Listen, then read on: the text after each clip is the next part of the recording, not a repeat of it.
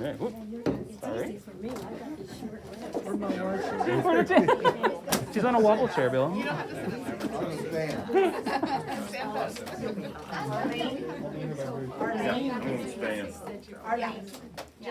Arlene, just so you're prepared, it's a wobble chair. Yeah, it is a wobble chair. Oh, this is exciting, guys. I didn't expect to see this many faces, so thank you for coming. This is super fun. And hopefully you'll make yourself comfortable, regular chairs, wobble chairs, standing, whatever's most comfortable for you. Before I start, I want to introduce Emily Copeland. She's right here. Emily has graciously agreed to take over as director. So she is this year serving as assistant director, learning kind of the ins and outs and getting all of her authority, so the state gives us. And then in the fall, she'll become the full-time director, and I will be able to just go back to being a teacher and not doing double duty for all the time. So welcome. I have a little presentation in the middle. If you have questions, stop me, interject. But we really thought that this was a good opportunity to reconnect with the congregation. So this will be starting in the fall, starts our 40th year of ministry at St. Peter's Lutheran School, which is hard to imagine. 40 years. I know, right? Amazing. Unfortunately, Miss Starkey is not here, but y'all probably know her and love her. And she founded the school, and with BJ and Pastor Henry, they all kind of got together. Apparently, I've been asking Jan to send me memories and facts and that kind of stuff. And apparently, Pastor Henry's idea was to start the school. It was him that started it. And I guess they used to have it in the garage, I think in this blue house, or the one across the street, I'm not sure. There was a house right here where the school. It was here, Mhm. okay. And they had it in the garage. And then in 1982 was when they opened up the, had a real, technical school. So it's been around for a long, long time. And then we're hoping to do some fun things to kind of celebrate that 40th year. So I'm going to borrow this because I can't seem to get the screen to touch. So just a little history. She founded it in 1982. For the most part, she was the pre-K and kinder teacher the entire time. She ran it all. She was the director. She did all the classrooms. She has told me that there were a few pre-K teachers that did it with her, I guess a couple of years. In 2000, they opened a first and second grade, so those teachers were here. Ann McDonough and Carla Schnitz were here for that time. I took over as director in 2009, and right after that, I was like, Miss Starkey is like a saint. I don't know how she did director, pre-K teacher, and kinder teacher, all of it, but she did. And I was like, that is not gonna happen. I cannot do that. So when I took over, we had a whole shift of completely everything. So we went to 3 classes. We had a 3-year-old class, we had a pre-K class, and a kindergarten class. The 3-year-old class had existed, but it was not part of the school. It was called Kids of the Kingdom, and it was a Mother's Day Out program. And so when I took over, we actually incorporated that 3-year-old class into St. Peter's Lutheran School and had the 3 classes. And then since then, we've added an extended learning class, which meets on Monday, Friday. It's mixed age for parents who work and need 5-day care. But we didn't want to become a daycare. And so this was our way of modifying for that. So we do have a Monday, Friday option. It's much smaller. This year, I think we have 15, 14, 11, somewhere in that range, kids that come on Mondays and Fridays. Everyone else just comes Tuesday, Wednesday, Thursday. We've also since added 2 more of each class. So we started with 1 3-year-old class, 1 pre-K class, 1 kindergarten class. Now we have 2 3-year-old classes, 2 pre-K classes, and 2 kindergarten classes. And I think that speaks to the need of the community. Not only are we growing in Marble Falls, but we actually added those classes before all the growth had started. And I think that speaks to just the need of the community. And I think our reputation is very strong in the community, and I think people appreciate that we are here to educate and not just babysit. There's a lot of misconceptions, I guess, about preschool, that you just kind of keep them busy and move along. And we actually don't. We actually do teach them. So it's super fun. We currently have 7 classes and 9 staff members, which is just crazy. It's hard to imagine. And then, like I introduced Emily, she's going to be the new director beginning next year. And she'll only be the third director in 40 years. And I think that speaks to St. Peter's Lutheran School as well as our church and the support that we've received from you guys. So that's a little history. So ministry opportunities, again, I feel like while we do educate the children, I feel like above and beyond that, we are a ministry of the church. Currently, we have 60 students enrolled. Those students hear the Word of God every single day, and they go to dedicated chapel time once a week. So they're getting the Word of God every single day, day in, day out. And of those 60 students, 6 of them are members here at St. Peter's. 6. Not 60, 6. 28 families are active members at other churches, which is fabulous, and that's what we want. We want them to be active in a church. But the startling statistic for me is that 26 families list no church affiliation. 26. So we have a huge ministry here, huge ministry opportunity. And that's why I think it's so important for us to reconnect with the congregation and say, like, hey, how can you guys support these families? How can we support the families through the church and through the school and get them plugged in somewhere? Because most of them aren't like, we don't want to go to church anywhere. They just don't have a church. They don't have a church family. One of the things that has been huge is a prayer ministry that Jeanette Clausen leads up. They have been praying for each family at our school by name. And so they've made this form with Emily and Jeanette did, that goes out to the families and say, hey, it's your turn this week. Do you have any specific prayer requests? And they are turning them back in. They're being prayed for. And so that's huge, especially for these families that don't have a home church to support them in any manner. We also try to take opportunities to help and minister to other places and things within our church. So we oftentimes will do a donation or a collection for the Lutheran World Relief. We used to every year do soap and send it to them. We've helped with the Helping Center collection basket that we do here at church. Christmas is for kids. We do a toy donation. We do a donation for the blessings, the backpack blessings. I know it's not called backpacks anymore, but the blessings program here at our church. And we've even had the kids actually help pack the bags. And so we really do try to reach out to the church and say, like, how can we support you? What is needs? What are the needs? What can we do? And then obvious outreach is that we help kids academically, socially, spiritually, emotionally. We get them ready to send them out to elementary school, whether it be public, faith, First Baptist, homeschool, wherever they're going after us, we want them to be ready. So, and I think that's an obvious ministry. Budget, just a little bit about this. We think it's super important to point out that we actually have our own budget. It's separate from the church, and I think that's also perhaps a misconception. We don't rely on the church to be to sustain us, and so I think that's important for everyone to know. We do utilize the church for facility, obviously. We have the rooms, and we have encroached every year a little bit more. We're done moving. we don't want any more space. But I think when you see the video in a little while, you'll see why we need so much space. And when you think about 60 children coming in here every single day, 60 kids is a lot. They take up a lot of space. But we are ministering to them. We use the church's utilities and the copier along with insurance.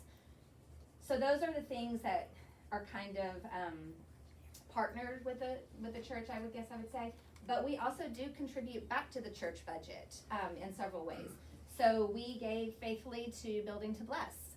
We actually took parts of our funds and gave it back. We supplement Donna's salary. Donna is our cleaning lady, and she obviously has a lot to clean down here in the school, so we actually supplement her income as well. We've used grant money to purchase cleaning supplies. Right now she has probably, I don't know, maybe 6 months to 9 months worth of cleaning supplies that were purchased with our funds that we received. We've done playground upgrades on both playgrounds, and those serve the church, they serve the community, and they serve our school.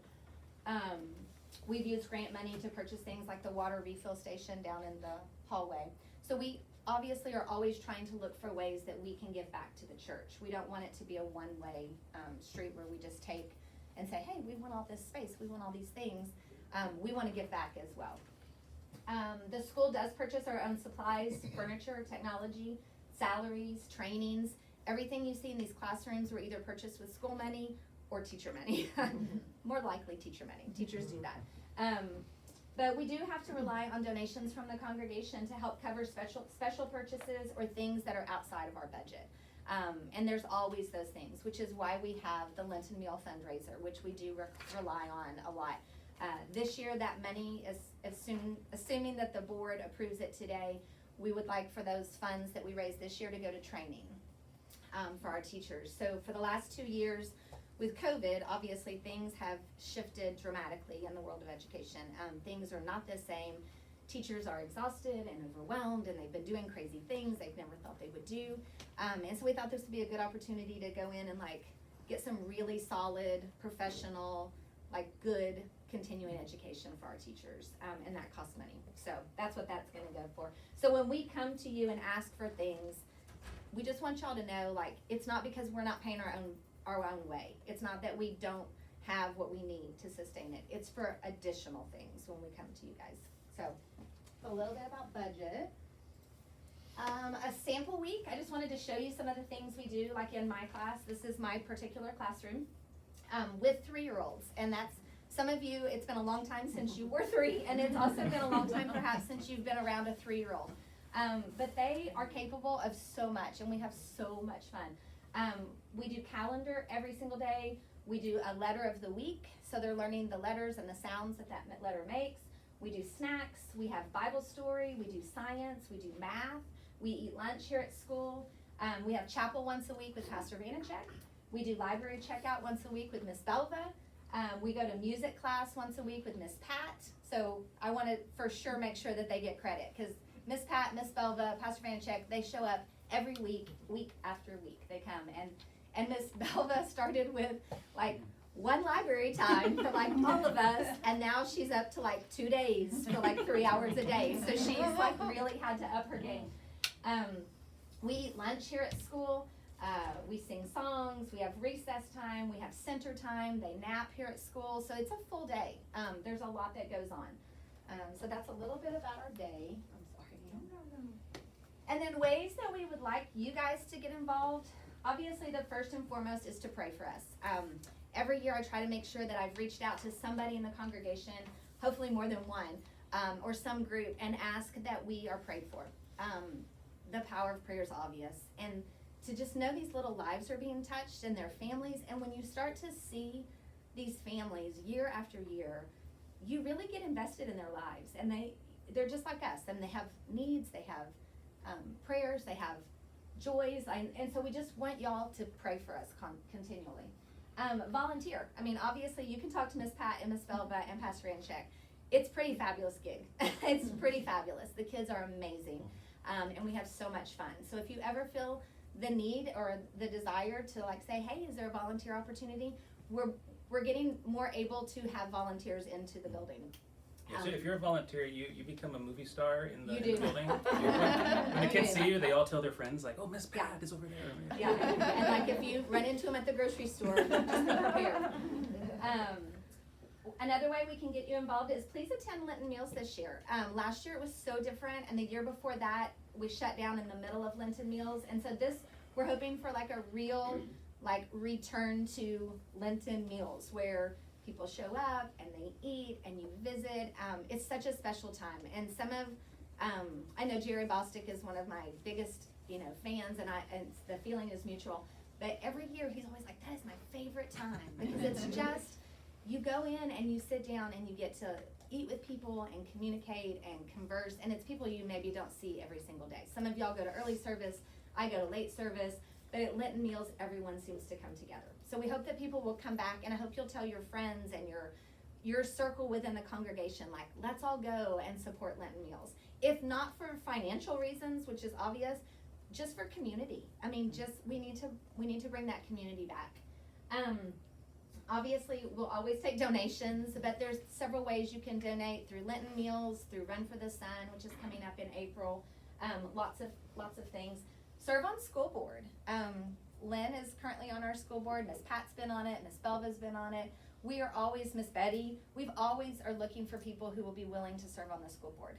It's a fairly easy service. It's pretty easy, right? It's we try to make it as small of a commitment as possible, but it's a great way to get involved and get to know some of the teachers and stuff. And then participate in or volunteer at the Run for the Sun, which is coming up in April. For those of you who don't know, the Run for the Sun is a 5K, 1K, and this will be our 11th annual. We've done it for 11 years, and that specifically, that opportunity is only to raise money for scholarship. So we don't use those funds for anything other than scholarship, because we oftentimes will have families who want to come here who can't afford it financially, or they have something happen in the middle of the year where they're like all of a sudden strapped financially, and then we're able to use those funds to make up the difference for them so they can attend our school. So it's kind of important. And what's up next? There's a lot. So the 40th anniversary is coming up, like I said, and we have lots of things that we're going to try to do. One of the things be watching for is we're going to try to do 40 fun facts about the school during the 40 days of Lent for the 40th year. So we're hoping to create some sort of visual so that we can see how many children's lives have been touched in the 40 years. We're working on that. That's a harder task than you would think. We're working on a celebratory t-shirt that will be a 40-year anniversary t-shirt. Ash Wednesday, the first Lenten meal, we're going to have a student performance. So we're going to ask the kids to come and sing and perform for you guys. We're going to plant a tree in honor of the school. We are going to have a blessing and thank you service. The new awning that's at this playground right here next to our church was created and put up and funded by an Eagle Scout that happens to be a good friend of our family, and we're going to do a thank you and blessing service for that. Another exciting fun thing is Emily is taking over. So I just said meet her, get to know her, welcome her, pray for her, and support her.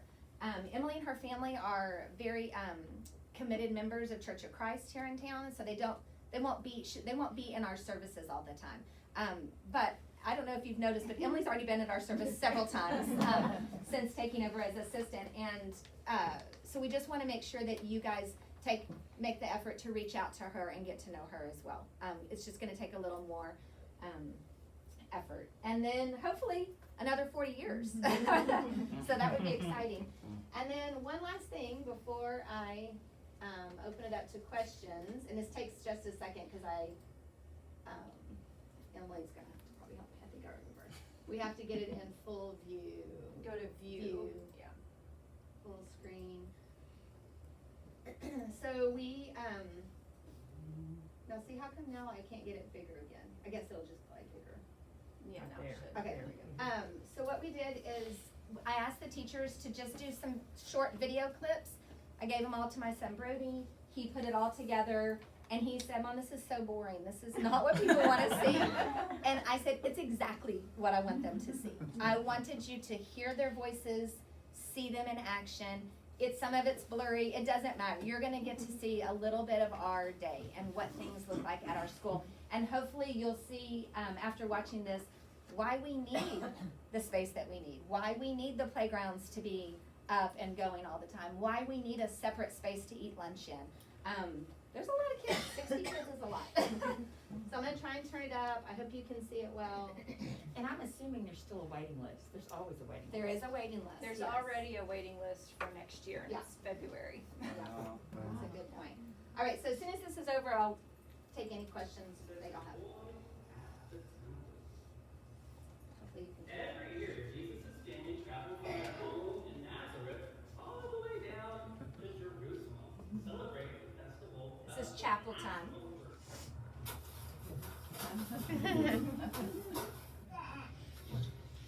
This is a 3-year-old. Fox has an X.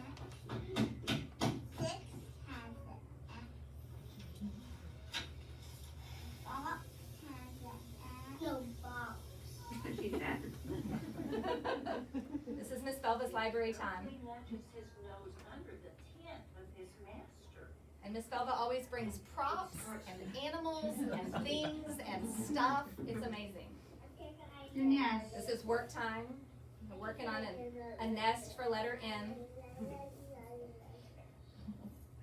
I'm gonna Build those nests. 20, 30, 40, 50, 60, 70, 80, 90. Today was Wednesday. Today is Thursday.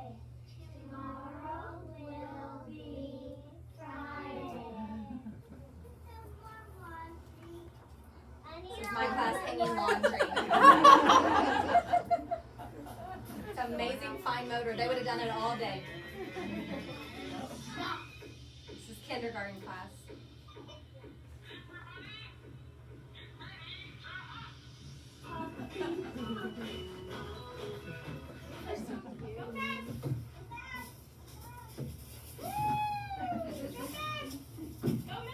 And this playground, the congregation contributed to from Linton Mills several years ago. This is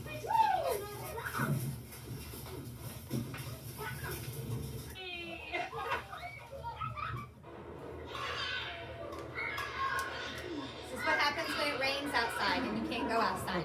We have to have inside recess.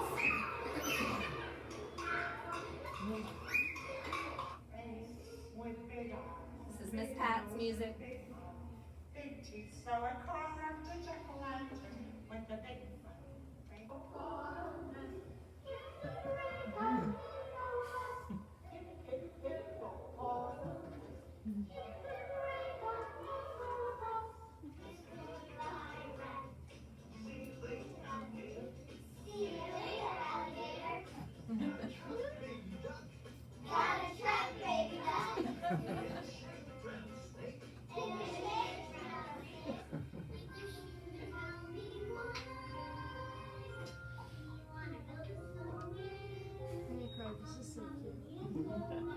This was the day kindergarten, this class, all the boys were gone, so it was only girls. So they played Frozen music. We had a girl day. And then you squish up, you squish up, you squish, you squish, you squish up. Peanut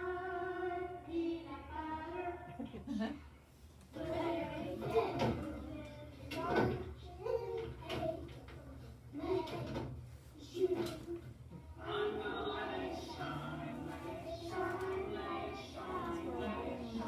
Everywhere I go, everywhere I go, I'm gonna let it And that's it. Yeah, I thought it would be important for you to see in action, for those of you who might not ever get a chance to come up here during the school day. It was so cute. It is so cute, right? Come volunteer. Yes. It's pretty great, it's pretty great. Who has questions or comments or anybody? Yeah, go ahead, everything. I've always hoped to see the children from the preschool sing at our service. Yep. Maybe, if maybe not all the classes together, maybe 2 at a time, maybe once a month. And perhaps that would encourage those families to get involved. Yes, I think it would. The hard part with that is obviously organization, right? It's everyone's families are so busy, as everyone's are. So we'll be anxious to see how many show up on Ash Wednesday, because then you also have to factor in the 28 families who attend other places. So it seems on the surface like, yeah, let's do it. But then, like, I know that if somebody came to me and said, hey, I need you to go to this other church once a month and sing, I would probably say, I want to go to my church. So for special events, I think it's a great idea. I just don't know that we can do it consistently. I think it's a great idea. And I'm like I said, I'm hoping that on Wednesday we'll see that maybe we'll have a really good turnout. But if you do it all the time, then that turnout gets smaller and smaller. So I feel like it's got to be a special kind of something. Okay. But again, though, going into the 40th year, there's going to be a lot of special opportunities. So hopefully we'll see a lot of it. Lynn? How many kids are on scholarship, and what is the cost for someone to attend? So this year, I think we have 4. That's what I was going to say. 4. 4 are on scholarship this year, which is a low year, actually, to be honest. I mean, we've had as many as 10 at a time that need it. But then those years you kind of have to, you know, factor in, they may not get as much money or whatever. This year, a 3-day, 3-year-old or pre-K student is $345. Emily knows all the numbers by heart. So that would be the cheapest. It would be per month, $345, and then it goes up to, the most expensive would be a 5-day kindergarten student, and that would be $576. And there is a discount, isn't there, for church Church members get a 10% discount, and then siblings, the second sibling gets a 10% discount as well. And we've had, like, we have the 4 kids on scholarship, and then we've had 2 different occasions in the year that something's come up for a family. There was a medical expense, and then one family, COVID hit them really hard, and parents, if your kid's home, you can't work. So we were able to cover tuition for those kids 2 different months. So, tell me about the extended care, is that, what ages does So that? it's a mixed age, so anyone can get into the extended learning class. So that is, the reason we called it extended learning is they don't learn any new curriculum on Mondays or Fridays. They just extend what we've already done that week. So it's a mixed group of 3-year-olds, pre-K and kinder. They all go to class together on Mondays and Fridays.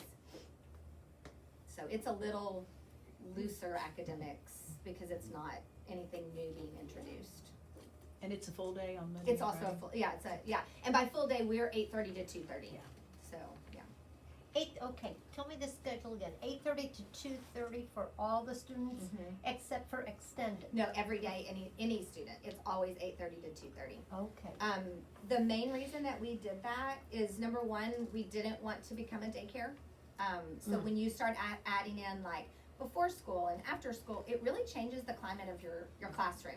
Because imagine if I took 3 kids early for before school care, they kind of are just probably just free play, and then all of a sudden the rest of your class comes in. Those 3 can really like energize everybody else, and because they've already been like playing and just hanging out and having fun, and then all of a sudden you come in and try to do structured, it really changes it.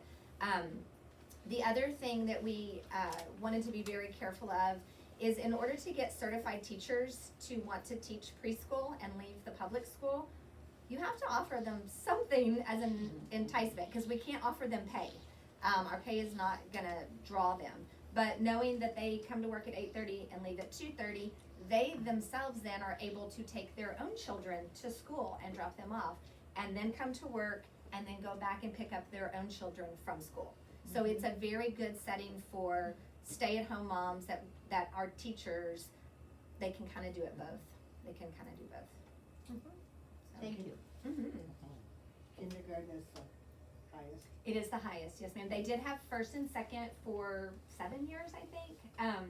It became a problem because if you have a child and you commit them through 2nd grade here, then it's hard to make that jump into like, where do we go next? Because there's not you have to jump back into elementary school where they've already kind of solidified their friendships and their curriculum, or you go to a private school, but it's the same thing. They've all probably been there that whole time. So we felt like we either had to go all the way to 5th, which is a natural shift, or stop at kindergarten. So we chose to stop at kindergarten. Space just made it that way. We do have parents though every year say, why can't you just have 1st grade? Why can't you just have first? And it would be lovely, but we just don't have the facility for it. So, yeah, so we stop at kinder.